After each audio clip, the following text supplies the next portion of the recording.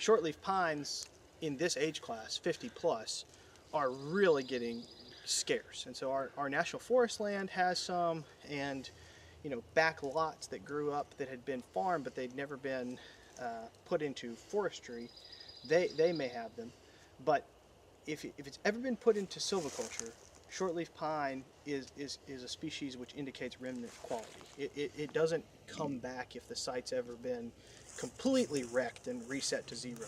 At least not anymore, because it doesn't have the reservoir of seed trees to seed it back in. So sites like this are getting rare in themselves. But then to have the mix of shortleaf pine, which is a fire-maintained species, with southern sugar maple, which is a shade-tolerant understory species that rarely makes it to the overstory, and have that mixed with American holly and others. It's just a hodgepodge, and that hodgepodge is a mix of the soils and the past land use history and the topography.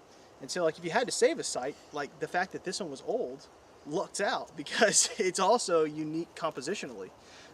So it had like over 80 species of woody plants in 40 acres, which is a lot. And I've got a checklist of 170 species from these 40 odd, 60 odd acres that surround it. That's not that high. There are probably 300 or so, or maybe even more.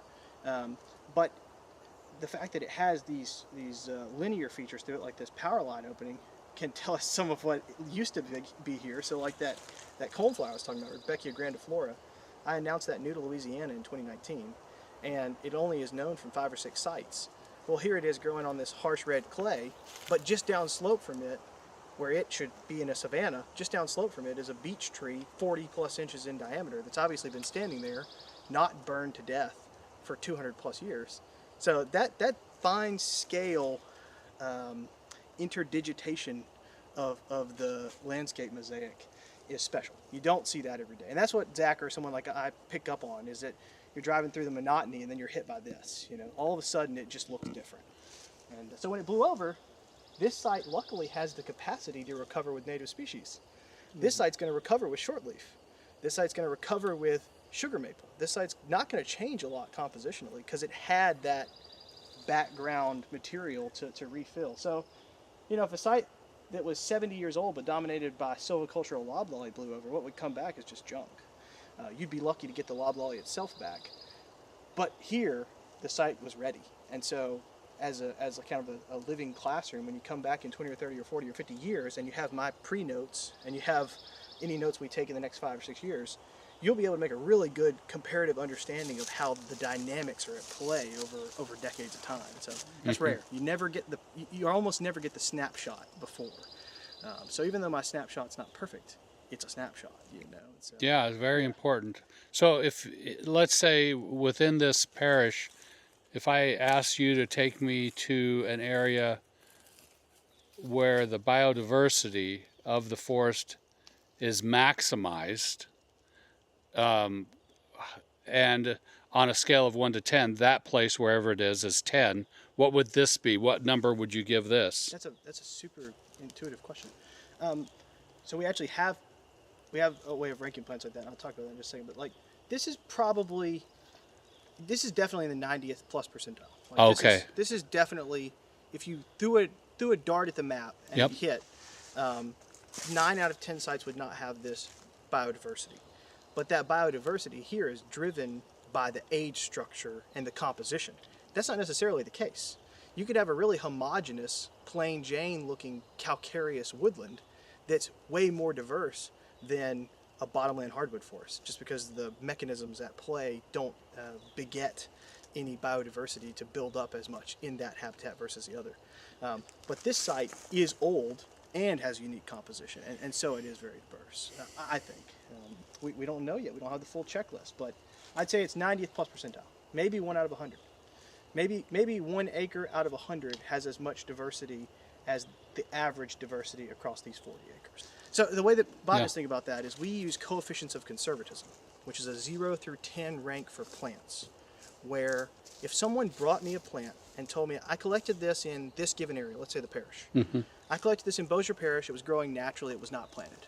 What are the odds that the area where I collected it from was a high quality remnant natural area, a piece of history, as yet undestroyed? indicative of past land cover as best possible. Where 10 is absolute certainty.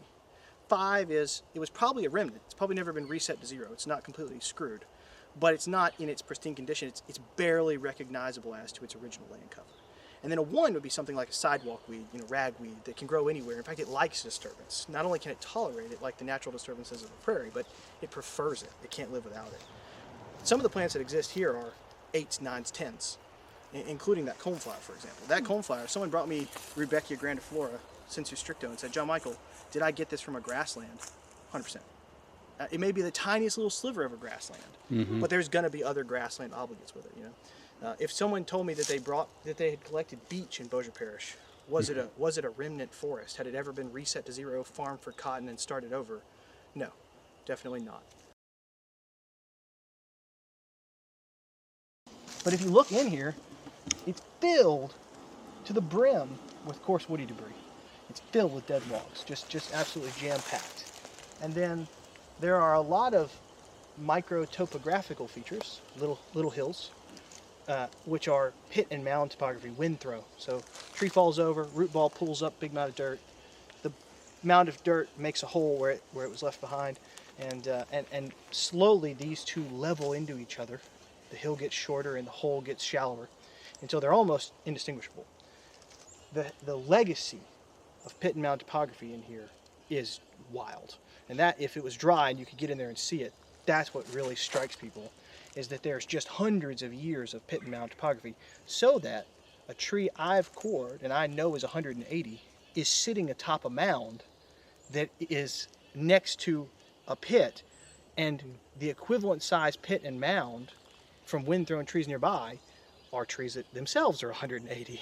So you don't have the 180-year-old trees on the site. You have the legacy of such trees 2 times. So you have maybe a 360-year history of post-oak woodland cover here, at least. So that's comparable to our bald cypress stands. Like, we know these things are many hundreds of years old. They've been the same thing sitting in the same spot. So I like the micro topography because it gives amphibians a place to breed in all those little holes.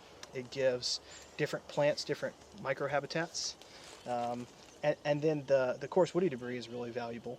So you can hear the chorus frogs, and chorus frogs, certainly they interact with those pits and mounds, but really salamanders are where it's at. Salamanders, like marbled salamanders, can routinely be found under a post oak log next to a pit and a mound. There will be a little bit of water, and you'll see their egg sacs laid there, and their egg masses. And that's unexpected, because marbled salamanders are a closed canopy forest species, but they're in a post oak savanna. And so that's how you get your biodiversity, is when you have species that are interior forest obligates living in what is essentially a grown-up grassland. So it has all the grassland species barely hanging on as a grassland, but now it's getting late successional interior forest species. That's why a site like this would be really complex and really biodiverse. What's going wrong here, it's hard to tell. I mean, it's not being cut, so that's good. So it's only building its complexity. But it's a post-oak woodland. Post-oak regenerates with fire. The grasses in there regenerated with fire. The white oaks, the sugar maples, the beech, such as this, they're 120 years old, and the post-oak are 250 years old. So should we put it back to post oak? Should we play Humpty Dumpty with it and try and burn it until it goes back into the submission of what we think belongs there? Or should we just let it continue to go along succession and become a closed canopy forest that's rich? That's a hard question.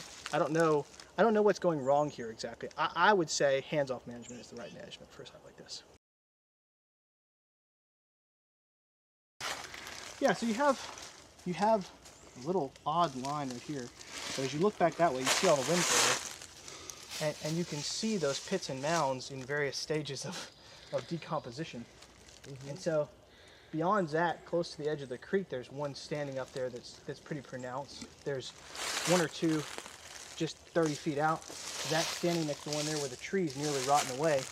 But what you'll find is that eventually when they're totally rotted, you won't be able to see the tree anymore. So you're just seeing which way the pit and the mound align. But you can line these up across the site, and if they all go basically the same way, you can say, okay, this is one event.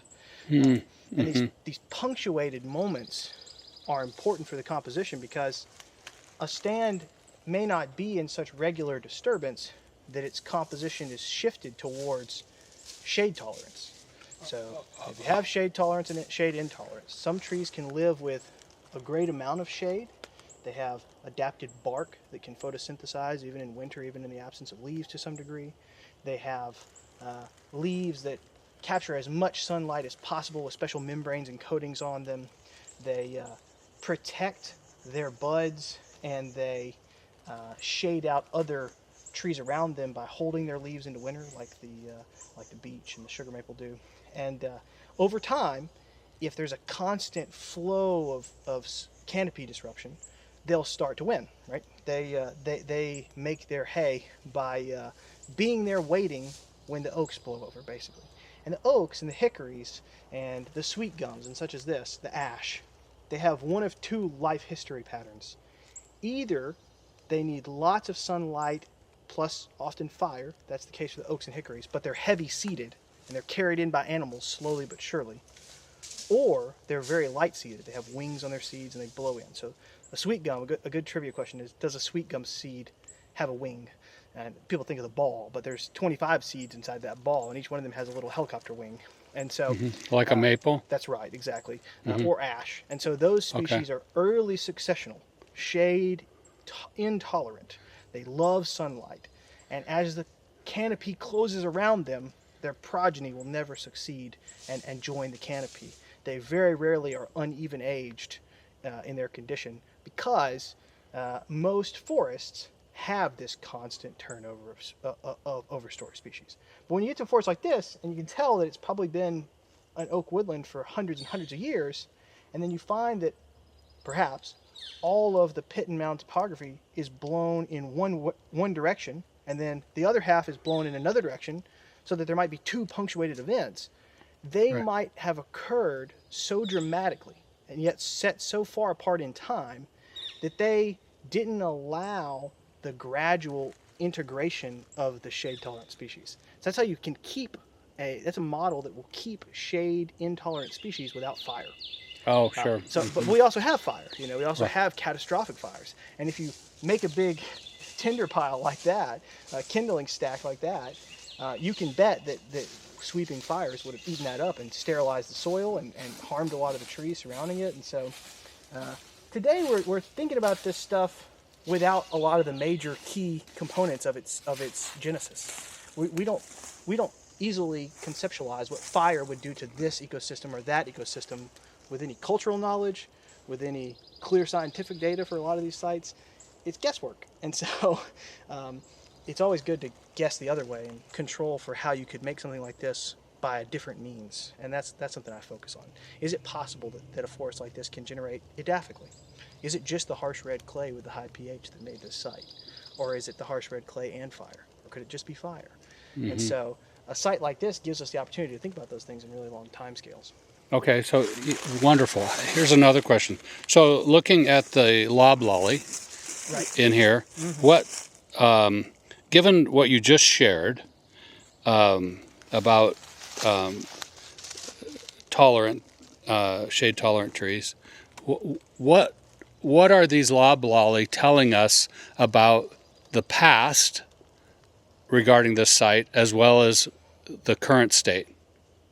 Recent disturbance. So the age of those loblolly very likely indicates, at least locally, like onto that singular tree, a disturbance event which opened up enough canopy that it could not only seed in, but be given enough light to flourish, and it made it to the canopy. So for every loblolly you see, you can bet that there was a disturbance right there at its beginnings. Okay, and it is at its beginning.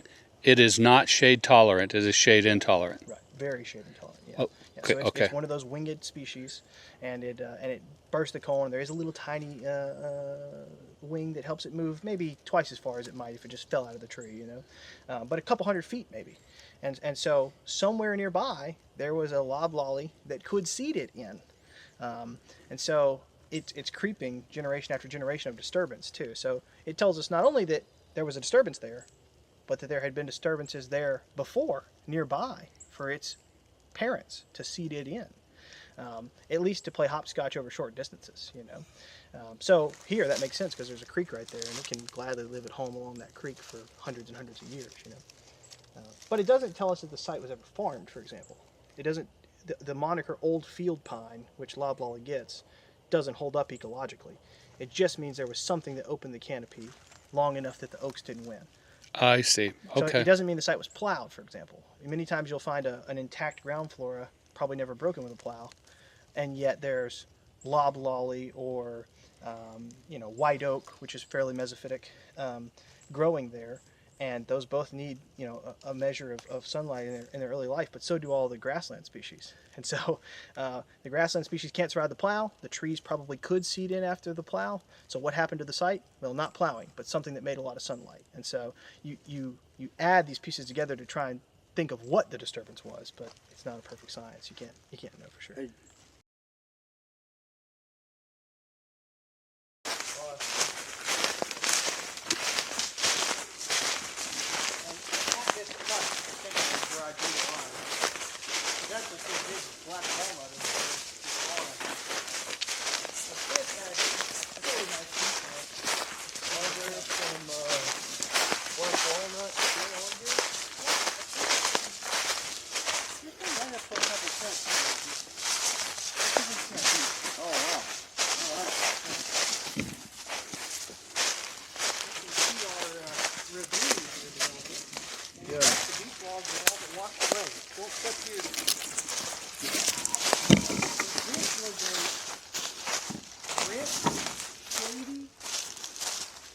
Undisturbed slope. I mean, 5 years ago.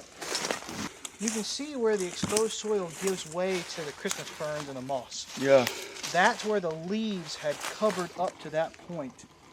Everything below that cusp on each of those ridges was vegetated or covered in leaves. And there were two large beech sitting right here. Oh, wow.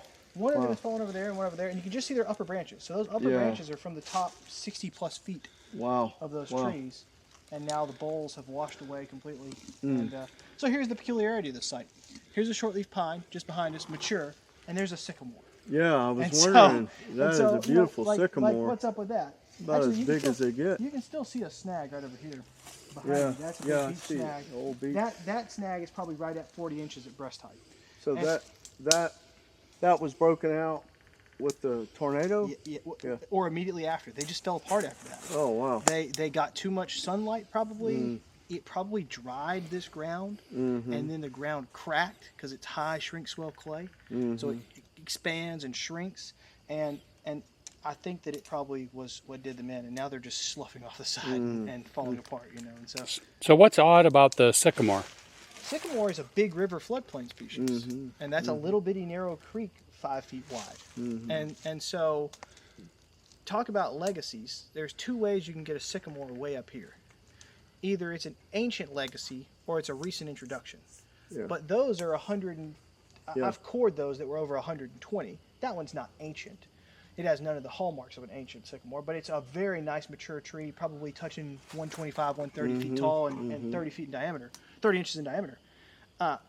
That to be next to a fire-maintained, fire-adapted upland obligate like shortleaf, with the intermediary being a shade-tolerant, fire-intolerant ravine species like beech, that's wonky donkey. That doesn't make no sense, you know. So usually it's either a terribly marred landscape or a deeply interwoven, interdigitated mosaic landscape. And in this case, I think it's the latter. I think the all signs point to that. I don't know how long sycamore's been on that floodplain, but it's not a short period of time, you know. So yeah, that's impressive.